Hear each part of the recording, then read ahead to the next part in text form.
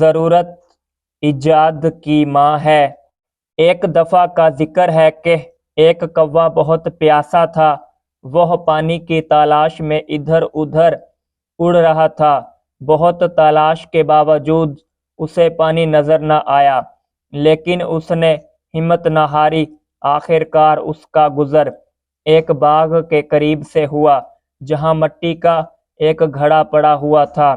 گھڑے میں پانی بہت کم تھا۔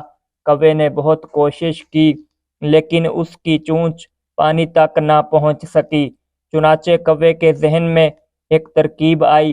اس نے ادھر ادھر سے کنکریاں جمع کر کے گھڑے میں ڈال دیں، جس سے پانی گھڑے کے کنارے تک آ گیا۔ کوے نے خوب جی بھر کر پانی پیا اور اڑ گیا۔